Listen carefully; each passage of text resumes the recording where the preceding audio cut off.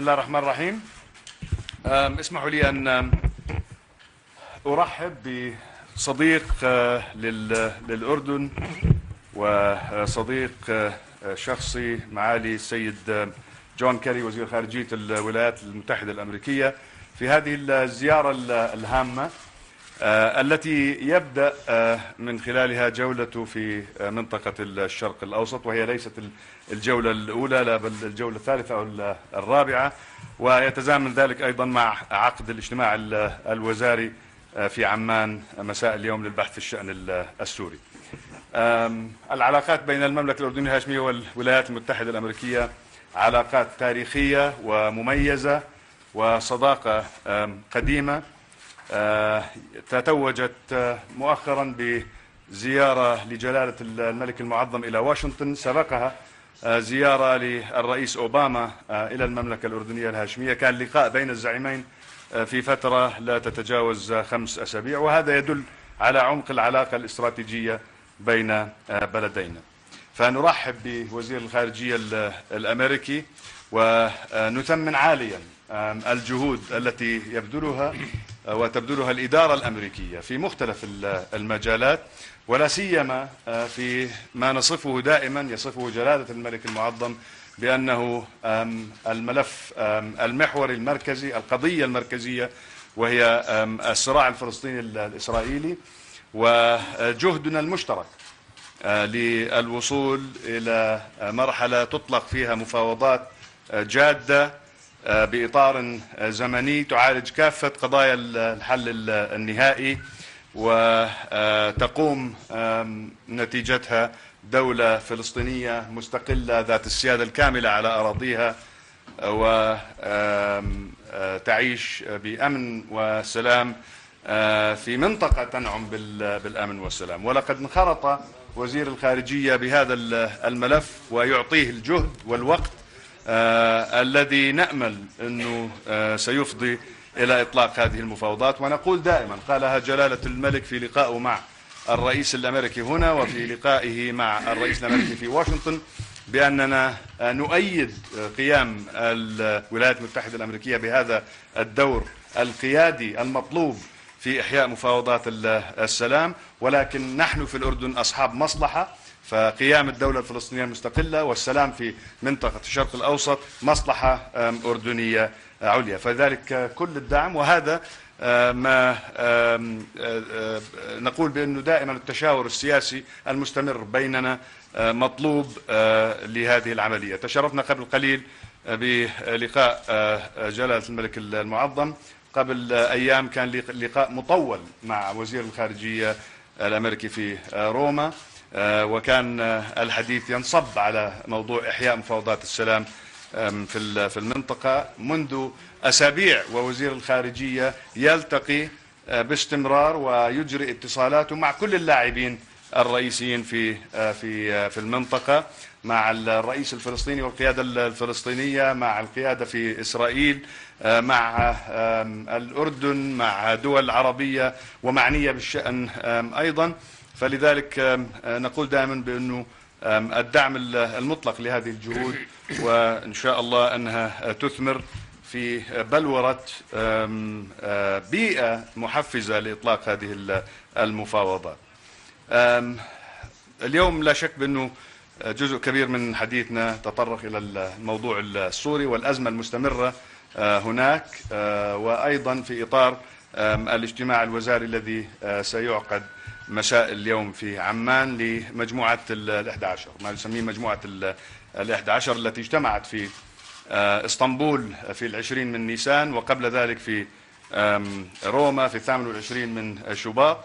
ونقطة التحول الهامة في هذا الشأن كان اللقاء الذي جمع وزير الخارجية كاري مع الرئيس الروسي بوتين ووزير الخارجية لافروف في موسكو، والاتفاق ما بين الطرفين على السعي لعقد مؤتمر دولي يكون العمود الفقري للمسار السياسي الذي لطالما تحدثنا عنه هنا في المملكة الأردنية الهاشمية. الموقف الثابت بأن الحل السياسي هو الحل الأمثل الذي يضمن حل النزاع وقف العنف، وقف الدمار، وقف القتل ومسلسل سيل الدماء. وهذا أعتقد أنه هدف مشترك بيننا جميعا.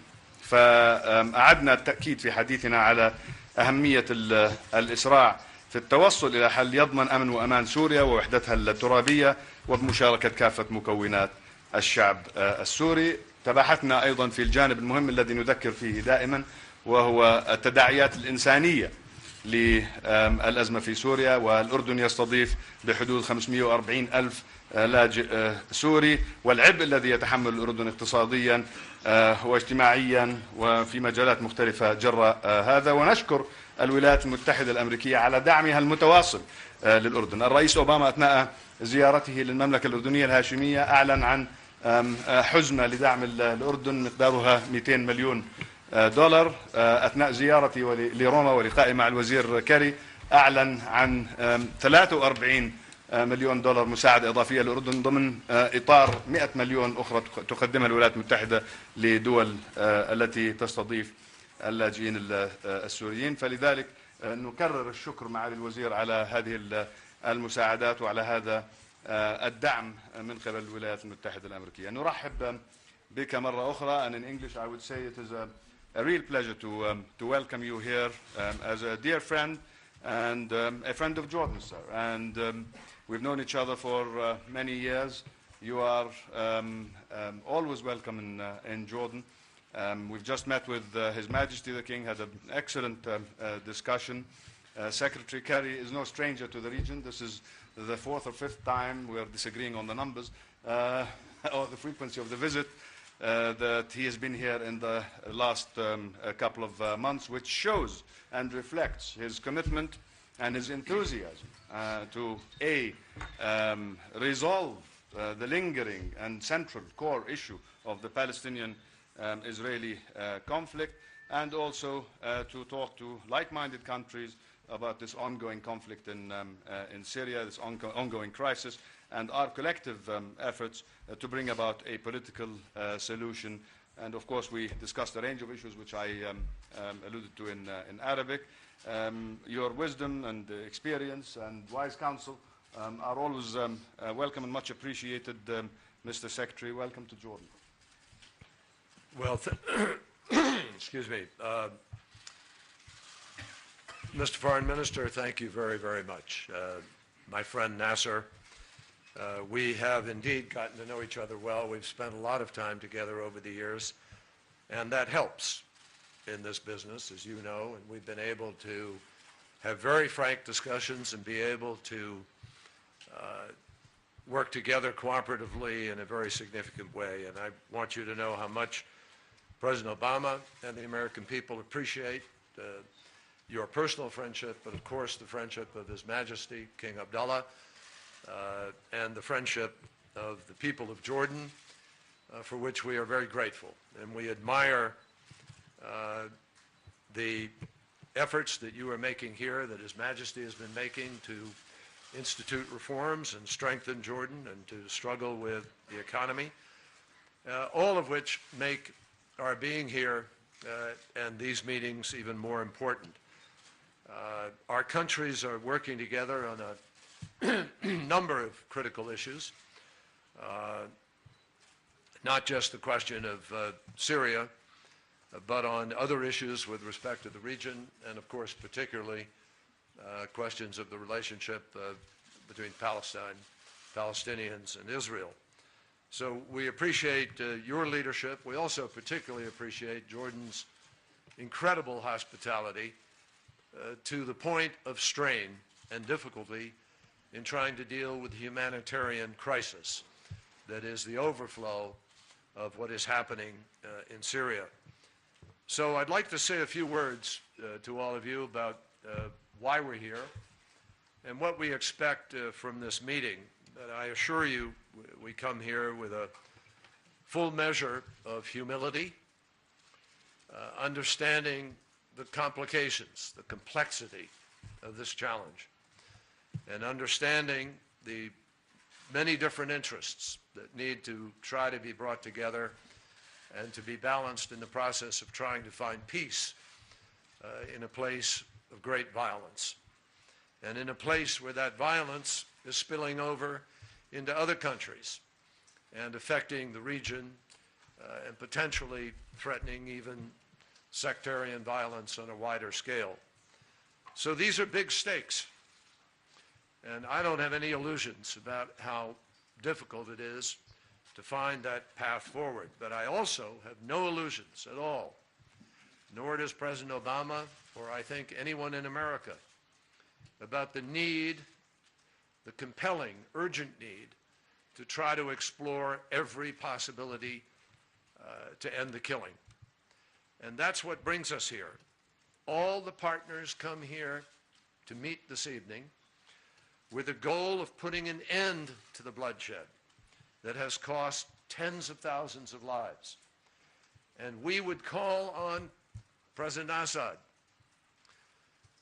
to exhibit the same commitment to trying to find peace in his own country.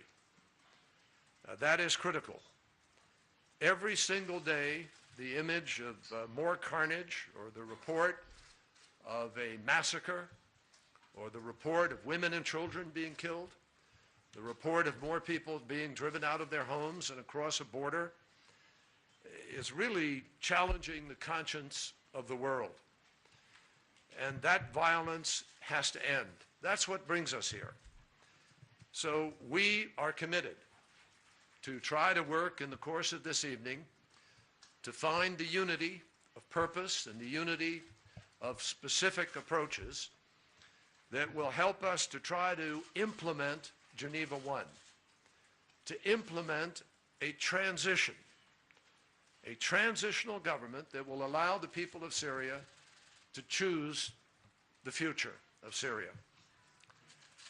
Today we are going to discuss the state of play on the ground, the steps that we can take to aid the opposition in its struggle against this violence, and the process of bringing together opposition leaders so that the members of that opposition can represent the broadest base possible in Syria in order to help us try to find that solution.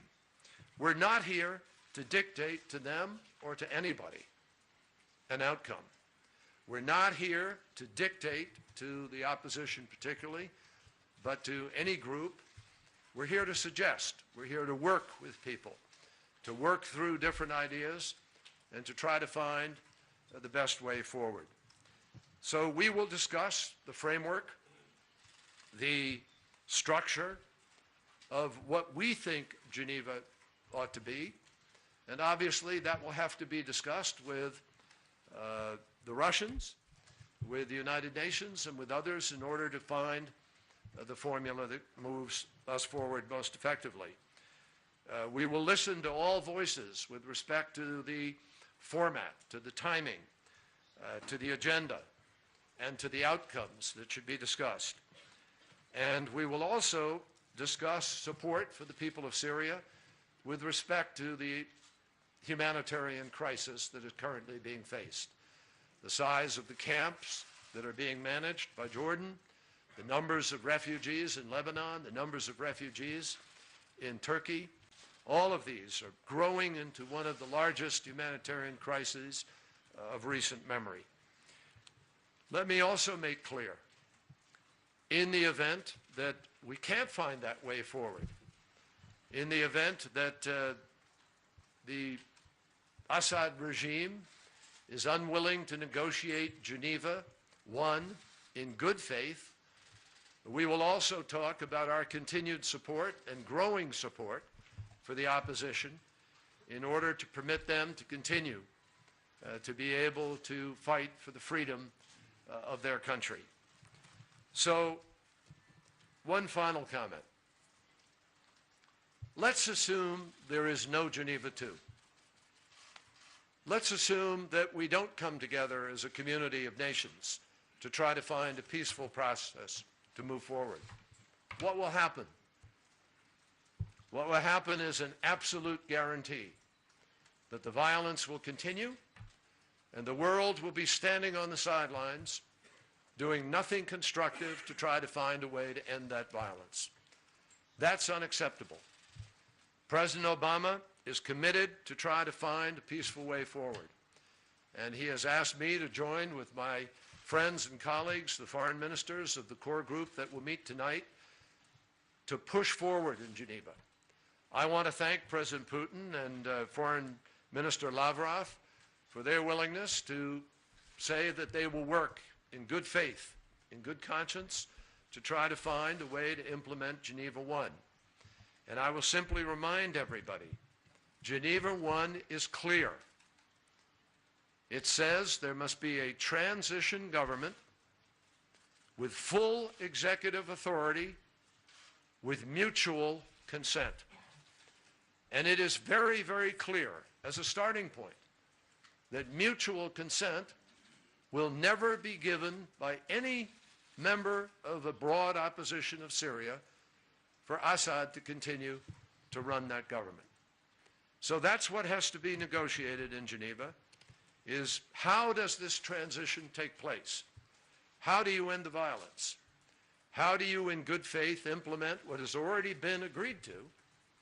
And how do you begin to move forward so that Syrians, everybody, Alawite, Druze, Christian, Jew, Ishmaeli, Sunni, Shia, everybody has the ability to choose the future, and all will be protected against violence or oppression from their government. Those are the fundamental principles. That's what will guide our discussion tonight. And we will look forward to working in the next days to make Geneva a reality, understanding that if Geneva II weren't on the horizon and it didn't exist, all we would be looking at is the continued tragic disintegration of a country that will go down further into more violence and more bloodshed and more destruction. We believe that trying to get the Geneva process, difficult as it is, fraught with all of the complications that it presents, is a better alternative to the other. Thank you, Mr. Minister. Thank you very much, sir. We have maybe we'll take 2 or 3 questions. Hani, تفضل.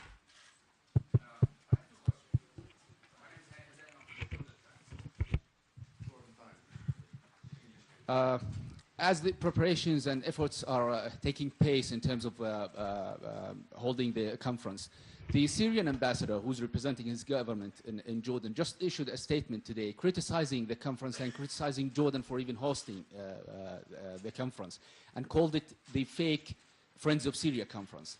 Having said that, have you received any assurances, and I mean by you, the Group of 11, have you received any assurances or confirmations or signs from the Syrian regime that they would accept to sit at the table of negotiations?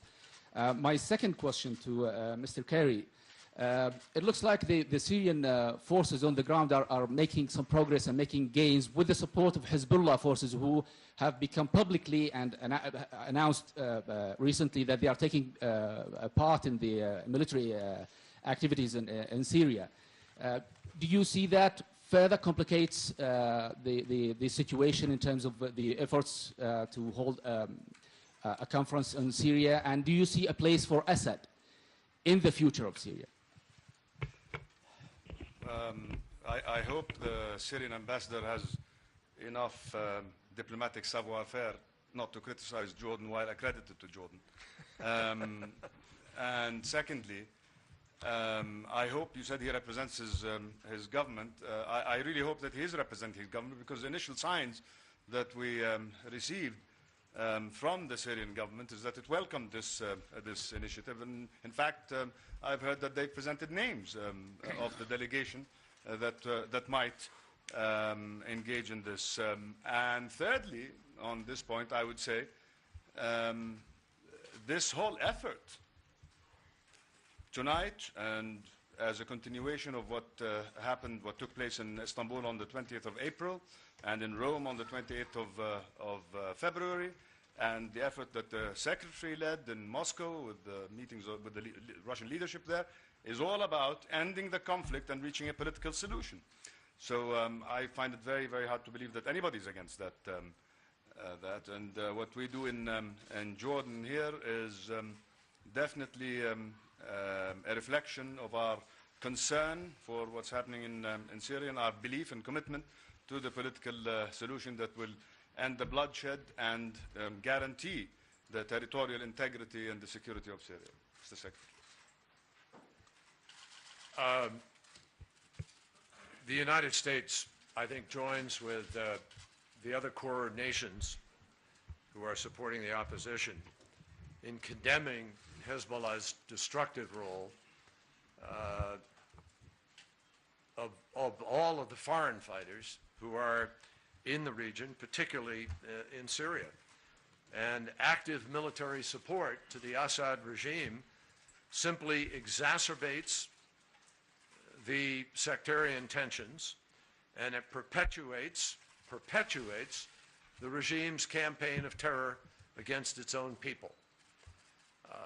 The United States and other countries are not sending fighters on the ground, but Hezbollah is coming across an international border, building a militia in order to attack the civilian citizens of Syria.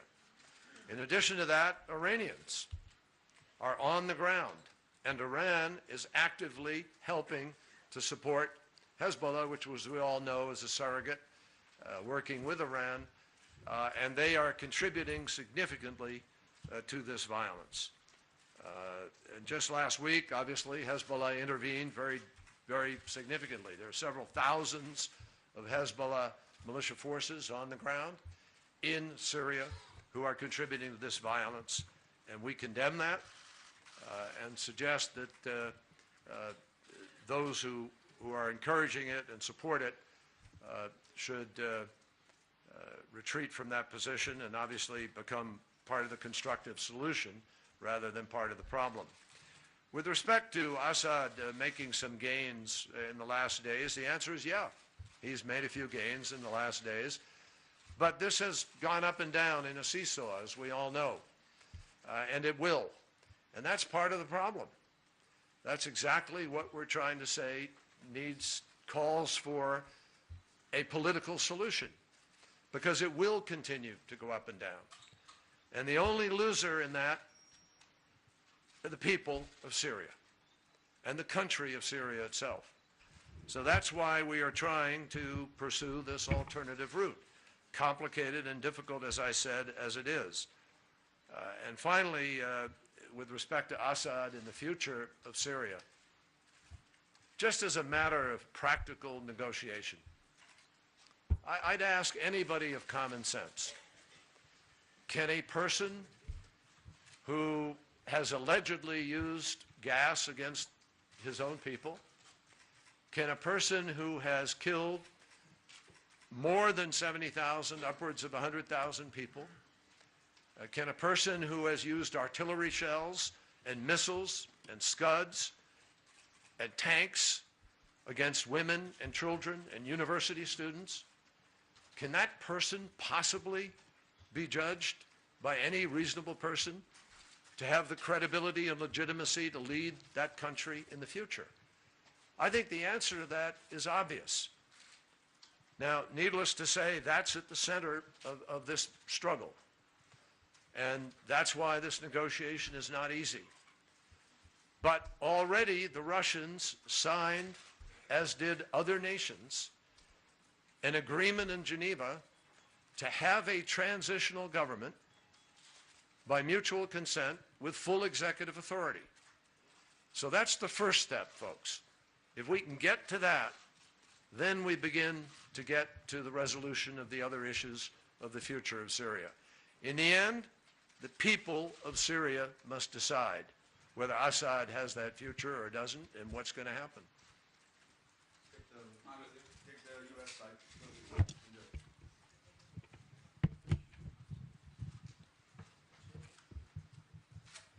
Thank you so much. Indira Lakshmanan from Bloomberg News. Secretary Kerry, if I could start with you. As we know, the Syrian opposition has not yet agreed to participate in Geneva. And meanwhile, as you've just been saying yourself, President Assad's hand has been strengthened as new weapons and foreign fighters have come in from Iran and Lebanese Hezbollah. So as the international community has failed to change both sides' calculations, what can you possibly hope to accomplish in Geneva?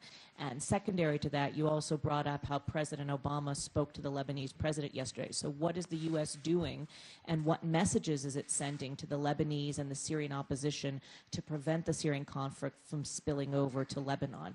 And for Foreign Minister Judah, what is Jordan's position on the arming of extremist groups such as al-Nusra by other Arab nations, which is causing concern in the West because of their extremist agenda? And is Jordan concerned about the growing presence of Hezbollah and Iranians amid the fighting? Thank you. Well, I'll just answer that very quickly. With respect to the question of the gains on the ground and what has happened, as I said to you, I think that's very temporary.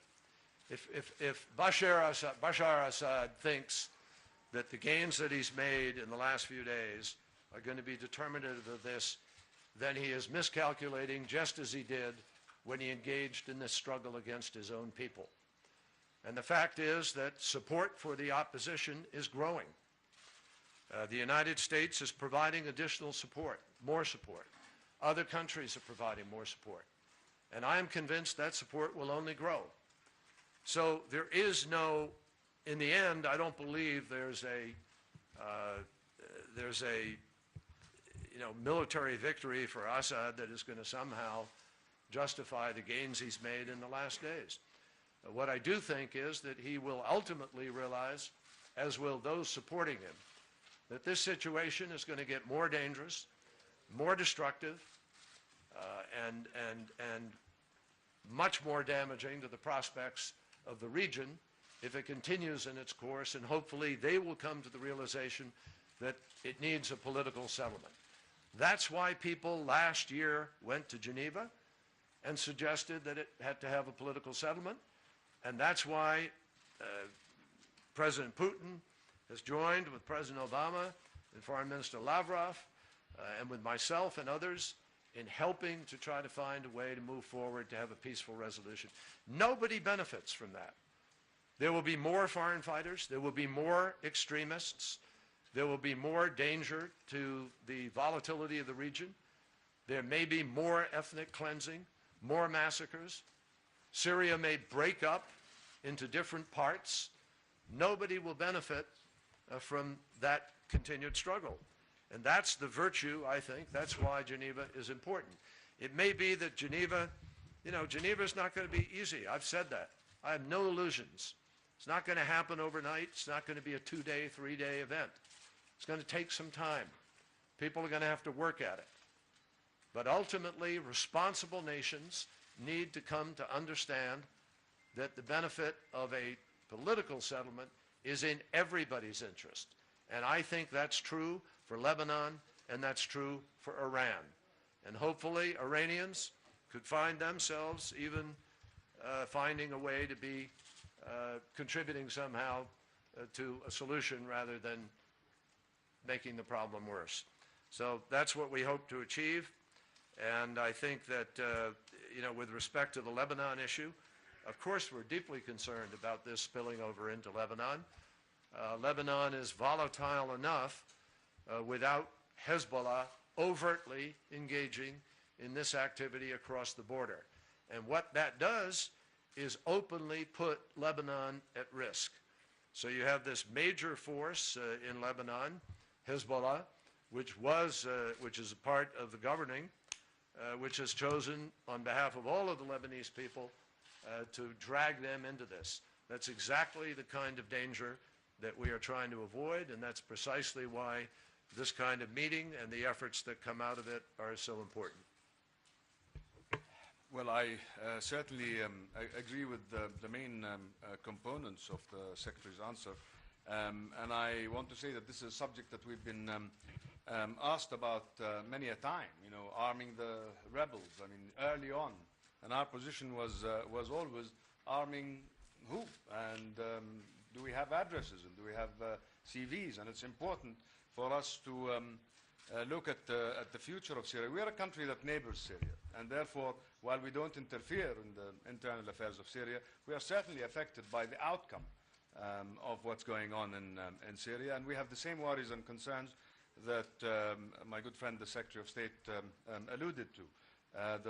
God forbid, the possible fragmentation of Syria or the creation of different entities within Syria. And we've always been against that. And if you recall, in my introductory remarks, I spoke of the need to preserve the territorial integrity of Syria and not have this potential fragmentation. And again, the presence of extremist organizations and non-Syrian fighters on the ground is of concern to many of us, those countries that are neighboring Syria and those countries that are interested in preserving, like I said, the territorial integrity and the safety and security of the Syrian people. So again, this brings us round to what we're all trying to achieve, and that is a political solution between people who represent all of Syria, represent all the ethnic and religious sectors of the Syrian society, and it is a complex society, and therefore it has to be an all-inclusive process. So we are indeed concerned of these potential dangers, current and potential dangers, and we're certainly trying to resolve them through this diplomatic and political effort. I think we have one more question, maybe. تفضل هناك آخر شيء. إذا في من ال Go ahead. تفضل. بس على السريع.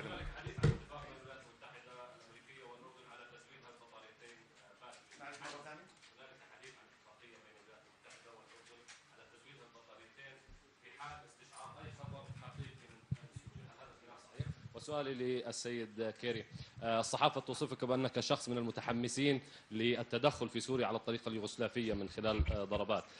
هل في حال عدم وجود جنيف 2 سيكون هذا لا تزال متحمسا لهذا الموضوع أم لا؟ لا توجد اتفاقية، ولكن هناك تعاون عسكري مستمر بين الأردن والولايات المتحدة الأمريكية عبر عقود من الزمان. وهناك دائما حديث عن مواضيع تتعلق بحماية الأجواء الأردنية من خلال منظومات البيتروت أو غيرها. وإذا بالفعل تم هذا، لا أعتقد أنه أي أحد يستطيع أن يلوم الأردن في حقه المشروع بالدفاع عن نفسه والدفاع عن مواطنيه. فلما يكون في اتفاقية مثل هذا بنخبركم، لكن حتى ولو صارت، هذا حقنا المشروع ولا يستطيع أحد أن يناقشنا في هذا الشيء.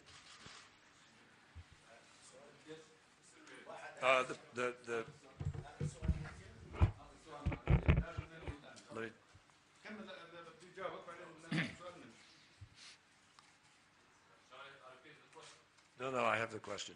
I just didn't know if I was... Look what I did to him already, you know what? Sorry to receive you in style. The President of the United States has made it clear that he does not intend to put American forces on the ground in Syria, but he has also made it clear that he intends to support the broad-based opposition, and he has taken no options off the table with respect to how that support may be provided, or what kind of support it might be. So I think we have to hope that Bashar al-Assad and his regime will understand the meaning of that, and the Iranians and others will understand the meaning of that. I think that the President will keep those options available to him, short of American forces on the ground. The President obviously is deeply concerned, as are all of us, about the question of chemical weapons. And we are currently doing what the President said we would do, which is making our analysis of exactly what happened, when, and how, in order to be able to make judgments about what the President called a red line for him. And he has made it clear that remains a red line, and we will go forward from there in the days ahead. اعذرونا بس we are out of time and we must